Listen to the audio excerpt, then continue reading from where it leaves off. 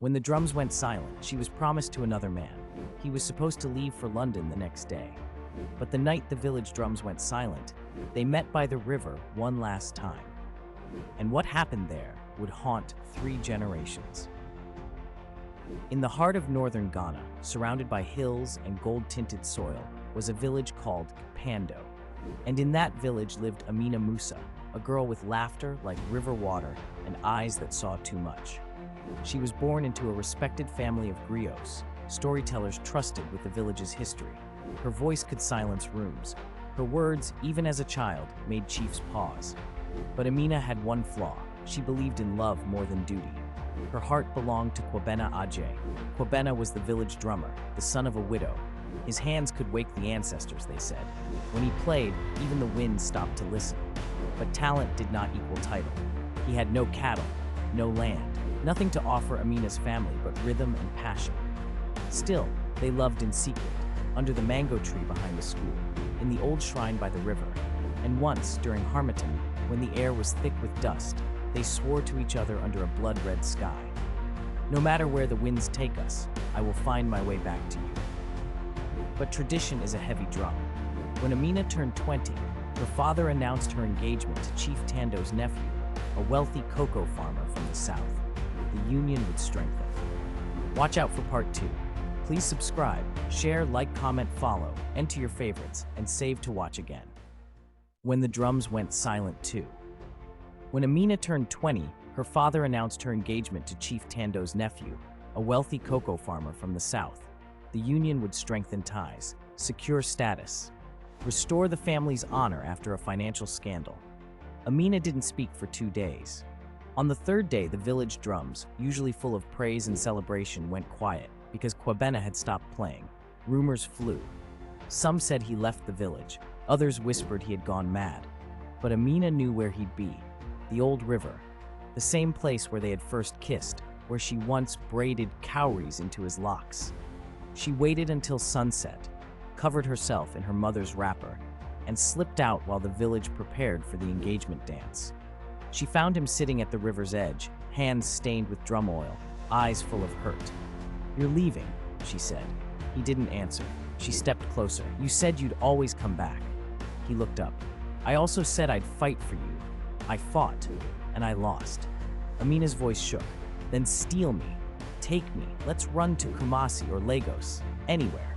Kwabena laughed bitterly. "You're not a girl I can steal. You belong to your people." There was silence between them. Then she took his hands and placed them on her chest. "My heart is not land. It doesn't need to be claimed. It needs to be heard." Watch out for part 3. Please subscribe, share, like, comment, follow, and to your favorites, and save to watch again. When the drums went silent 3, and for the first time in his life, Kwabena couldn't find a rhythm. He kissed her, deep, desperate, final. Then he whispered, "Tomorrow I leave for London, a music fellowship. I didn't tell anyone. I knew if I saw you, I'd stay." Tears slid down her cheeks. "So stay." "If I stay, I'll become a bitter man with no purpose. If I go, maybe one day, I'll return as someone worthy of you." That night, they lay under the baobab tree, 2 souls tangled in moonlight, both knowing it would be their first and last time. And the drums remained silent. 15 years passed. Amina married the cocoa farmer. She became a respected teacher, had 2 children. But every Harmattan, she would sit by the river and whisper into the wind. And in London, Kwabena became a renowned composer, toured the world, but no song he wrote ever matched the rhythm of her voice.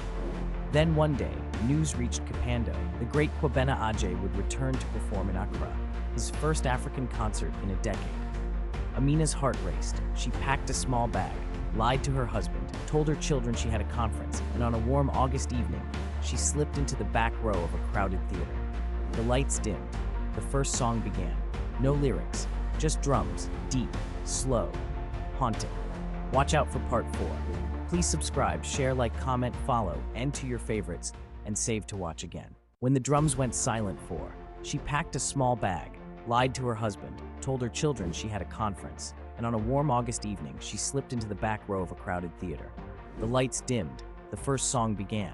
No lyrics, just drums, deep, slow, haunting, and woven into the beat was her name. Amina. Over and over again, tears rolled down her face. He had remembered. After the concert, she waited at the stage door. The crowd was thick, reporters, fans. But when he stepped out, his eyes scanned the crowd like a man searching for a missing part of himself. Then he saw her, and everything stopped.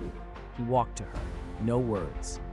They stood face to face, and she whispered, "I never forgot you." He replied, "You were never meant to." They didn't run away. She returned home, to her children, to her quiet, respectful husband, who always knew part of her heart was elsewhere. Kwabena never married, but he built a school of music in Ghana, named it Amina Institute of Sound and Memory. They met once a year, no promises, no shame, just two people who loved, lost, and loved again, in silence, in song, in stolen moments. And every time the drums played in Kapando, the villagers would say, "Do you hear that? That's not just rhythm, that's a love that never died." Please subscribe, share, like, comment, follow, and to your favorites, and save to watch again.